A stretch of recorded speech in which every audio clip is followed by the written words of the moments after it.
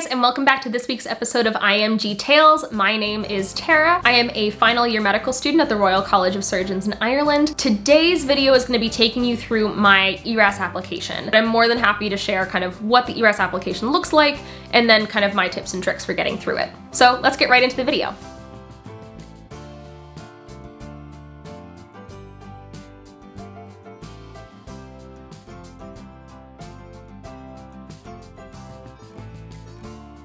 So first, maybe we should go over what ERAS is. So ERAS, or ERAS, is the electronic residency application system that's run through the AAMC, or the American Association of Medical Colleges.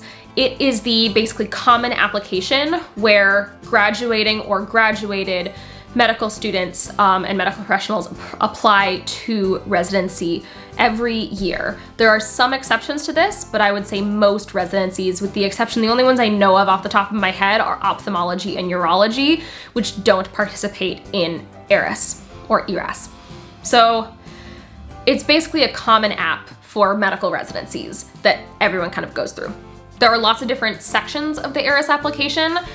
The first one is kind of your dashboard. It shows you what time you submitted your application, how many programs you applied to, your picture, and your AAMC ID and email address. That's all going to be unique to everybody. One thing I will have to say for IMGs is that there's certain documents, as well as your ERAS photograph, that go through ECFMG first. So sometimes they take longer to upload than your American counterparts. You need to take that in mind. That really comes into play for things like your letters of recommendation, because when they're submitted to ERAS, because you're an IMG, they go through ECFMG first and can take 2 to 3 weeks to fully process. So I would highly recommend that you get them up as early as you can and request them from your letter writers early. So now I'm going to switch to what the application looks like itself. It starts off with like your general information that they ask everybody. Medical school honors and awards. So for example, I achieved first class honors for my first 3, we don't have our marks back from this year yet, but I've achieved first class honors for all of my years at RCSI. So that's the highest honors grade that you can receive, which is great. And then it also asks for membership. So for example, I'm a student member of the American Academy of Pediatrics, and then it asks for your undergraduate education or master's level education if you did any education before medical school. Then it asks for current or prior training. So that's if you participated in a preliminary year or you've done a residency before, this is where you'd put that in. So I don't have anything there because I've never done residency before. Next, it moves on to your experience. And your experiences are broken down into 3 different types: work, volunteer, and research. And the way that these are differentiated is that work experiences are experiences which you are either paid to do or are clinical experiences. So your clinical electives would go here. So that's important. Now, one thing I'd like to mention is that there's an MSPE, or Medical Student Performance Evaluation, that is sent by your medical school to ERAS as part of your application, and that includes your 3rd year clerkships. So because of that, I didn't include my 3rd year clerkships in this section. I just included my medical electives and paid work experiences. So the music therapy practice I used to work at, when I used to work at a children's hospital prior to medical school. However, the important thing is that you don't go back too far. For me, I had some relevant clinical experiences that happened recently, just before I applied to medical school, so I included those, but I wouldn't necessarily include things from high school before undergrad, depending on kind of where you're applying. If you have an undergraduate degree, you don't need to go all the way back to like your first high school job. You want to keep it clinically relevant because people have thousands of these applications to read. So you want to make sure that they're getting kind of the highlights of your CV. Moving on to volunteer experiences. Volunteer experiences are unpaid experiences that add to your application. So some volunteer experiences that I had was that I was a volunteer for Barrettstown, which is an organization here in Ireland. This is also where you'd include like clubs and society memberships for executive committees at your school. So I was on the executive committee of our Pediatric Society, and I was also a peer tutor for the Pediatric Society at our school. And kind of those were the things that I included there. And then finally, research experiences kind of speak for themselves. They are research experiences, which I only had 1 to include. Now, when you put these in, you get to list the type of experience, what the place was called, the position you had, the dates you were there, a supervisor, and how many hours a week you were there. And then you get to put in a description of what you did and the reason why you left. And you want to make sure that you're not including any additional words that you don't need. So no I's, me's, my's.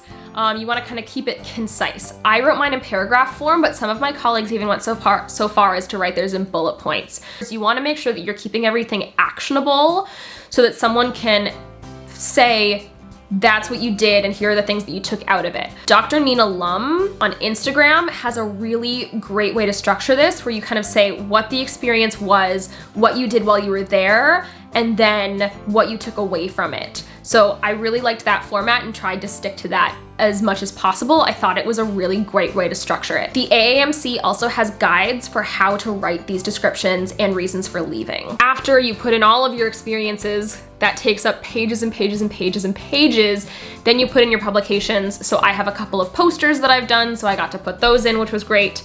Then it asks for languages, hobbies and interests, and other awards or accomplishments. So hobbies and interests, I found came up on the interview trail a lot more than I thought it would.